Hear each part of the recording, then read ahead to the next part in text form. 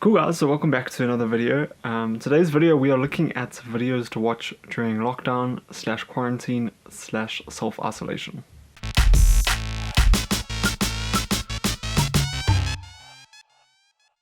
Okay, so I got the idea for this video from a friend of mine who commented on one of my videos a couple of weeks ago, and for whatever reason I missed this comment. I didn't see it for whatever reason, and I only saw it again recently when I was going through some of my old comments.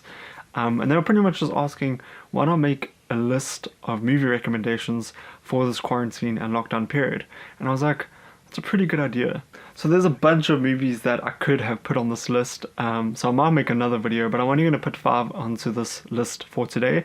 And pretty much for the movie to get on this list, it has to essentially take place at one location in the film. So one setting, one location, and yeah, that's what warrants the films that are on this list. Okay, so first up we have The Lighthouse. And now The Lighthouse is a film directed by Robert Eggers. It stars Willem Dafoe and Robert Pattinson.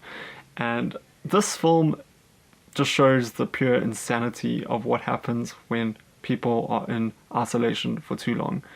And essentially the film is about these two lighthouse keepers who are looking after this lighthouse, and a huge storm hits them and they are sort of stuck in this place for a long period of time, and it gets super strange, it gets weird. There's some weird imagery in this film. There's a whole bunch of theories on what this film actually means and stuff like that, but it's a really interesting film. It's a really interesting film to be watching in this time as well, when we're all sort of stuck in one location in one place. And yeah, it's all shot in black and white using very old school lenses from back in the day, which is amazing. It's all in a square format on the screen and aspect ratio, which is amazing. It's very different to what I've ever seen before, and I highly recommend it. I personally love this movie. I know there's a lot of people out there who don't like the film, but I personally love it, and yeah, I highly recommend The Lighthouse. Okay, next up we have a film called Moon, and Moon is directed by Duncan Jones, who you'll know from the Warcraft film, which wasn't great. This film's a lot better in my opinion, and this film stars Sam Rockwell, and it is essentially about this character who is stuck on the moon.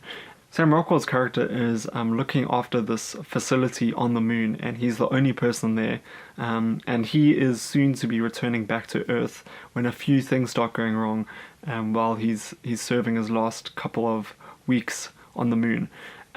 Really interesting movie.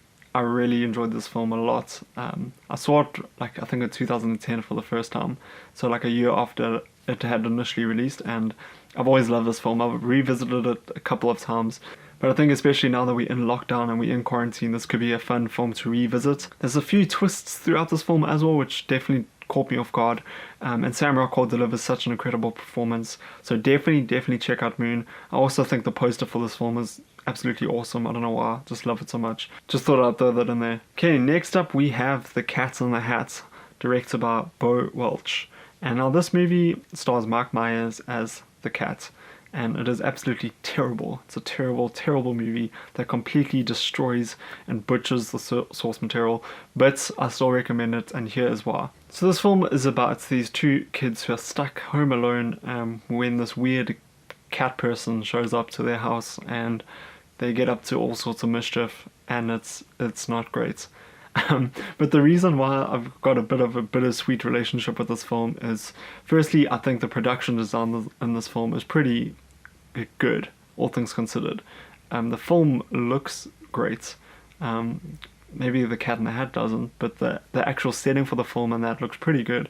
I mean, it's got a very stylistic tone to it, which I find quite interesting. There's also a few funny memes I've seen popping up recently of the hand sanitizing scene at the beginning,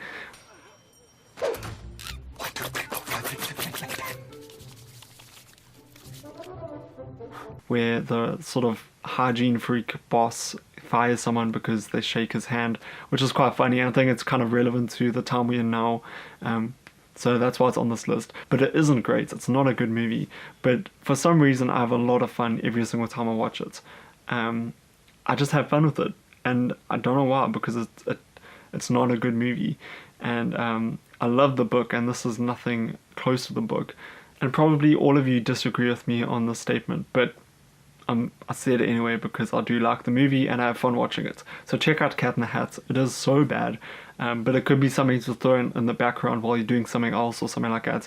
Okay, next up we have Blue Jay, which is directed by Alexandra Lehmann, and it's a really, really great film. I spoke about this film in my what I watched in March video a couple months ago, and this movie was just absolutely awesome. It's about these two characters who meet up with each other once again after they haven't seen each other in years, and they used to share a really special connection and bond in high school. And the film just dives into their memories and their past. There's a lot of reflection and stories of what happened to them. And essentially this film also takes place in one location. And I think out of all the films on this list for today, this is the most sort of heartfelt film.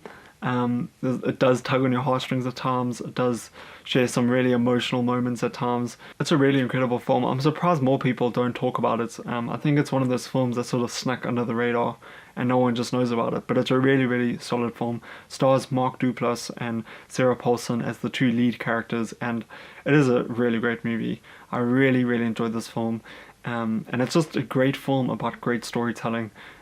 With two really great characters. Highly recommend Blue Jay. It's on Netflix, so definitely check it out. Next up we have John Carpenter's The Thing.